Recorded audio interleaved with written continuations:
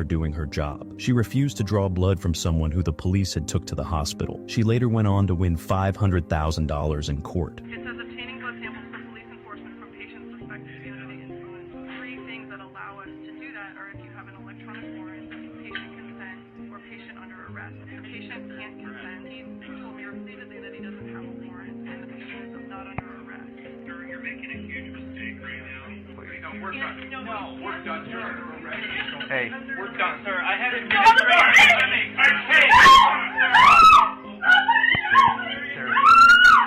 Hey. Hey. Hey. You're assaulting me! Stop! I've done this for 22 plus years. I know what the law is. What you have done, that's obstructing justice. What's up? What's up? What's up? My PBM family, what's up? Another episode of Old School Cops. As you know, Joe, that's my partner Shane. We got a lot of new people, so I'd like to give you guys a rundown of who we are. We're cops, retired many years on the job. Myself, I went to patrol. I went straight to it. Less than 2 years, went straight into attack unit. We dealt with a lot of guns and drugs. From there, I went to undercover school. From there, then I went to a task force, federal task force, did a lot of undercover assignments. I was a vice president of a union. I was one of only a few officers who actually was testified in federal court. And one of my cases went all the way up to the Supreme Court. And the judge said, I quote, officer said knows what he's talking about. So we're going to uphold his police work. So you got a lot of experience. My partner, he was a sergeant. He was on a SWAT. He was a SWAT commander. He was also a firearm instructor. He was a part of a tactical street unit called the Red Dogs out of Atlanta. That was a pretty much a tactical unit that concentrated on guns and drugs, right? They went after the high rollers, the big dogs. So you got a lot of experience here when we start talking about law enforcement tactics, shoot when not to shoot, what kind of force to use. We take all that experiences and we're bringing it to you guys so you guys can understand what goes on within law enforcement and how you can utilize it by getting yourself home every day. You know, when you encounter a police officer that might be excessive aggressive, we giving you these tools on how to fight that. You take these tools, you use them, I guarantee you will get home safe every time. Because look, you got most of the cops out here is doing it right, but you got some that became a cop because they was a little soft. They took advantage of in school. Now it's payback time. I'm talking from personal experience. I've worked with cops like that. Not a lot of them. Most of the guys do a good job, but you got a lot of cops out here that I wouldn't want them to be having any encounter with me or my family. So we're letting you know, yo, you got those guys out here. And when it comes down to you getting home, there's certain things that you can do to make sure you got home. And number one is do not fight your grievance on the side of the road. You will never win on the side of the road. Your job is to make it home to your family. Then you proceed to fight. Your win is in the courtroom.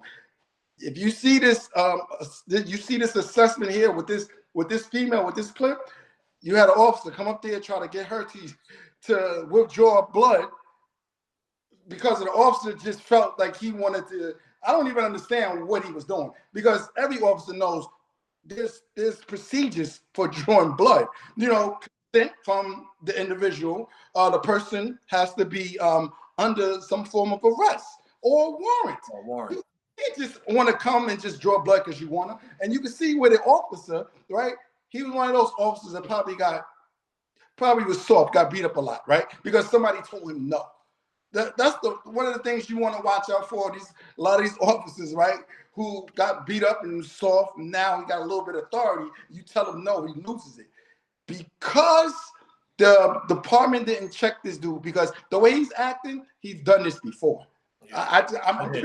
I'm pretty confident to say he's done this before. You got to remember, I was a vice president of the union, so I represented a lot of officers. And I see files. You see kind of a pattern for the same dudes who's committing the same violations. And then the department, depending on the approach, they will protect them. They will protect them as much as they can. And then if you put them in a situation where they can't protect you, then they kind of throw you to the wolves. That's exactly how policing works.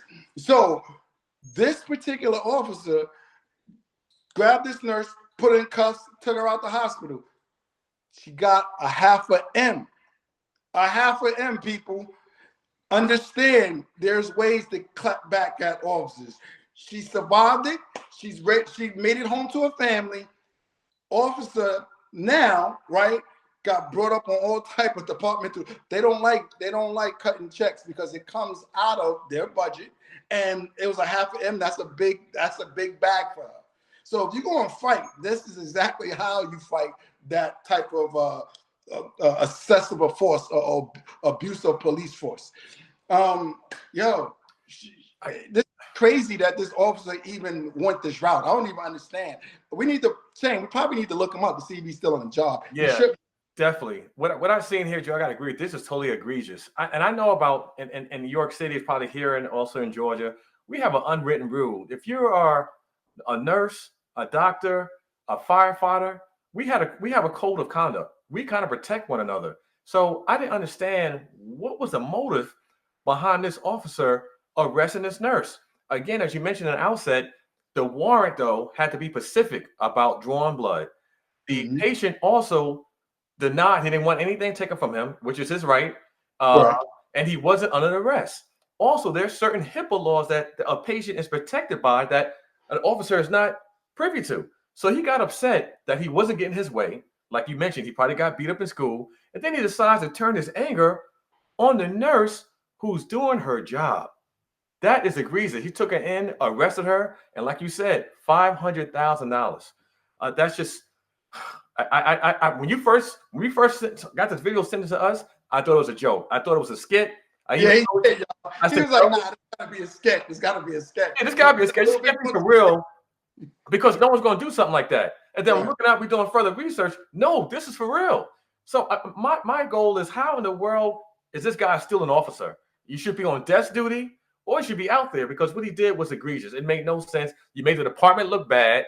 You made the hospital staff look bad. You made your fellow police officers look bad. It was just horrible, Joe. But again, as you mentioned, there's a way to win. You could fight out in court. You see, at the time, she was probably nervous and upset and things of that sort. But she took her time, went to the court system, and she won. See, she fought to live another day. A lot of times, friends, you're not gonna win right there on the spot. It may take some time. It may take some litigation. But if you do it the right way and have your ducks in a row, you can come off with a big payday. So let the officer screw up. Don't need to fight and scream and yell about what he's did wrong, what have you. Take the case in court, and you got your ducks in a row, you will win. 100%. Couldn't said it better myself. Yo, it's just amazing how we see something like this and go, what? Really? To a nurse? And you know what I love? Being that, I think one of the things that I really understood is when I became vice president of the union, and I really had to brush up on policies and procedures, because as an officer, you get a lot of the main charges, but you don't get a lot of everything that goes on or what the department will charge you with, because 9 times in the department, right, is going to protect you. Unless you put them in a situation like this, it was on video, there's no protect. The only thing the department can do is just say, yeah, you're right, let's just give them the settle this out of court, and we kind of deal with the officer on the individual cases. So there's ways to fight against law enforcement, and this is probably the best way to do that. Right. On the side of the road, you're not doing it. And I love the fact that she brought out the policy. I love it. That's why when you hear me, we normally talking from policy, procedures, training. This is how we make our assessment. First thing we do is look at it and go, okay, can we justify it? Because this is how a department looks at it. I was a vice president of the union, and I'm looking at it at how they come at officers. Their first thing they're going to say is that they violated policy. Correct. What policy they violated? So when we look at incidents, we're looking at it as a department would look at it. What kind of policy is the use of force? Does it meet the department policy? Was it the minimum? Was it reasonable? Looking at it as someone who actually applied force, follow policy, and understand policies and procedures and training. Correct. And I love the fact that she was like, no, it's only 3 incidents where I can pull blood. She was educating them on it. Yeah. He got to have to send a warrant, or he has to be under arrest. She was he did not like somebody telling him, "Oh, you're wrong, I'm right, and I'm not doing what you asked me to do." Joe, you touched on a good point, because when you investigate it, IA is going to ask the question: were you not aware of the policy at the hospital? Did you not read the policy from the hospital? And the nurse broke it down, point 1, point 2, point 3. You can't say you didn't hear about it. She specifically said it. So now you put yourself in a box. You made yourself look bad. The department looks bad. The city looks bad. And you just brought shame upon all of us. Oh, no doubt. And like I said, my audience, this is twofold: educate officers and definitely for the citizens, to educate you guys to make sure you make it home, you get home safe to your family. How to survive an encounter with a police officer is one of the tools that we use all the time when we're doing public speaking, when we're educating the community on surviving an encounter with the police officer. So we're telling you, get home to your family, take that fight to the courtroom, and always be safe. See you next time. Peace.